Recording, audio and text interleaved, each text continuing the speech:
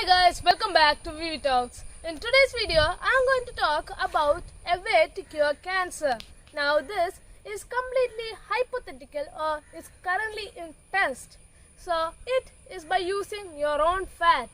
Now before we start with the video, don't forget to subscribe to my channel, share this video with your friends and family, like this video and turn on the notification button for more videos just like this one. So let's get on with the video.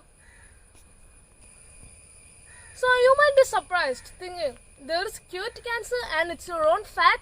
The fat that you made up during the holidays by eating a lot of things and not at all working out or practicing anything. Well, yeah, and not that. We are not talking about the normal fat, but let's just get a small history. Now, first of all, we need to think about what is cancer or about a small thing.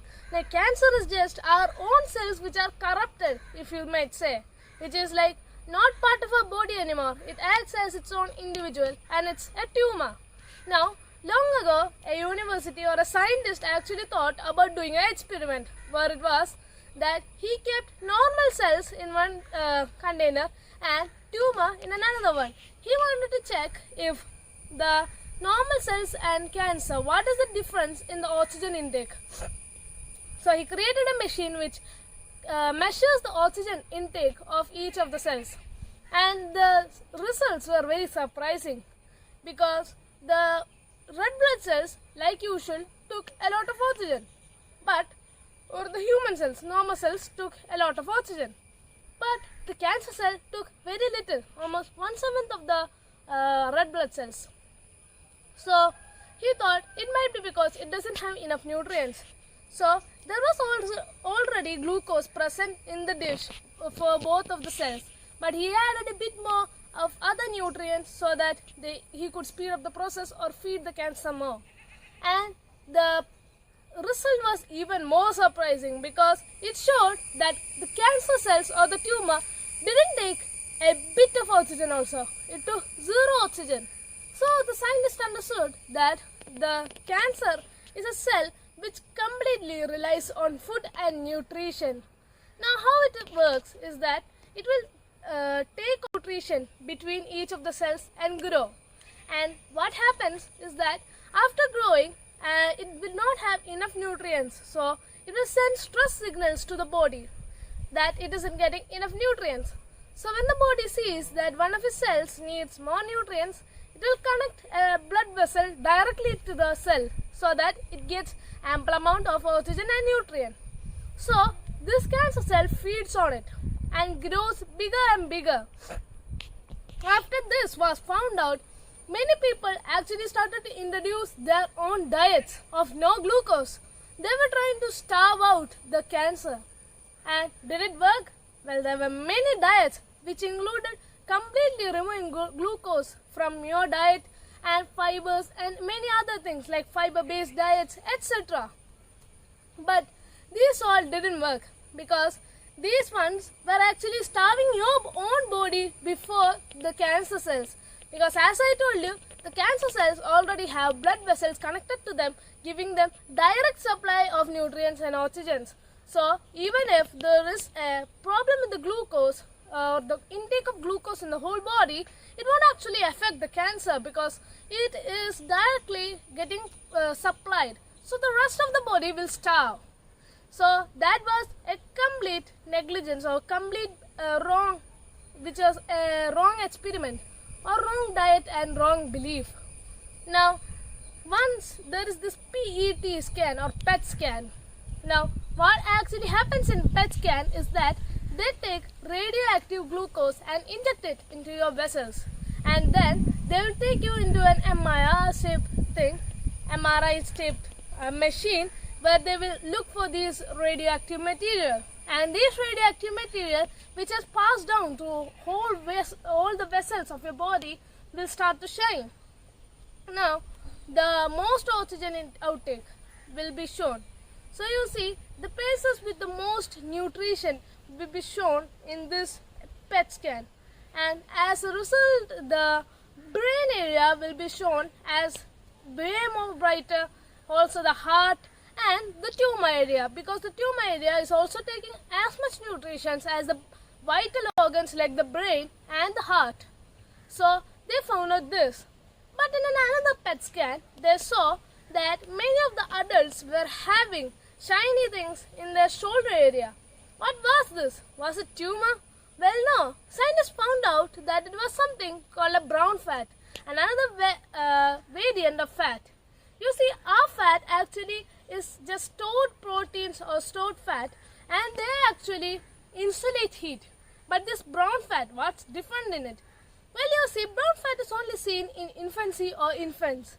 And these things, brown fat, what they do is that they just grab nutrition or use up nutrition to produce heat. This is because infants cannot shiver. So they use these special fats to regulate their body temperature in cold times. But the thing was, this brown fat appeared in adults because of one reason, which is the temperature of the room during the PET scan. You see, the temperature of the room during the PET scan was about 16 degrees Celsius, which was just enough for our body to actually not shiver, but was cold enough for our body to think of methods to regulate the temperature. So brown fat was activated in adult people. Now, how was it beneficial for a cure against cancer, you might think? Well, let me explain to you in a much easier way. You see, the scientists thought the brown fat competes for nutrition or needs nutrition. What else needs nutrition? Well, all the cells of your body, but mainly tumor. Tumor needs the most nutrition. So what will happen if they both compete? Well, they used an experiment where both of them were kept in a vessel and they were fed glucose, as in a minimal amount of glucose, to see which will be more. And they saw that the tumor and the brown fat was competing. But at the end, the brown fat actually won over the tumor, making the tumor less because it was getting starved by the fat. Now, they did some experiments. One, which was they took some rats and divided them into group A and group B. And group A and group B were injected with tumor. Well, it is a bit harsh, but it was for the greater good and scientific experiments. So they injected these rats with tumor, and in group A they just left them in 30 degrees, and in group C they kept them in 14 degrees or so, which is the area where the rats don't shiver but do need to regulate the temperature, so they do form brown fat. Now the scientists saw that due to the brown fat presence, the tumor was lower in group B, and in group A the tumor skyrocketed, grew bigger and bigger, and at the end almost every rat of this group A had died.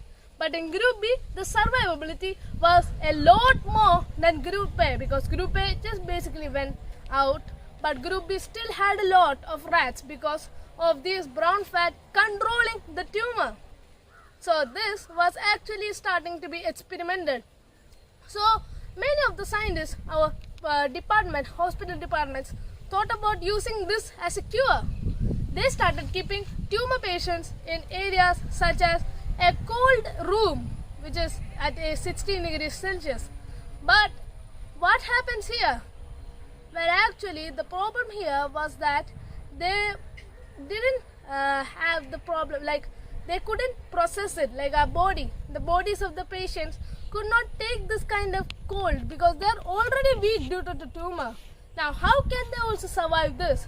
So that was also a problem, because how can they keep the already weak patients in this kind of climatic or temperature? Now the next problem was this. So how did we actually face it? Well, an institution in California actually thought about this, and they took normal fat and genetically modified it so that it behaves like brown fat and it will take in nutrition to produce heat. Now they will take this artificial brown fat and inject it in the areas where the tumor is, and they saw a very good results, which was the tumor being dominated over by the brown fat and the brown fat winning, which means that the tumor was basically dying. So this was just like a cure to cancer. It's still in testing, but it is something, a hope for humanity. So that's all for today's video.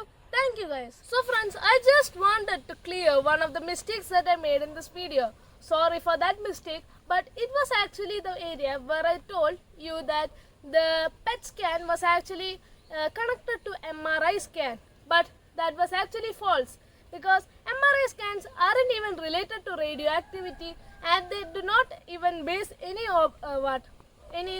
references to radioactivity, but completely towards magnetic impulses, etc. But it might actually use a system related to CT scans, because they actually do use radioactivity. So that was one mistake. Sorry and thank you.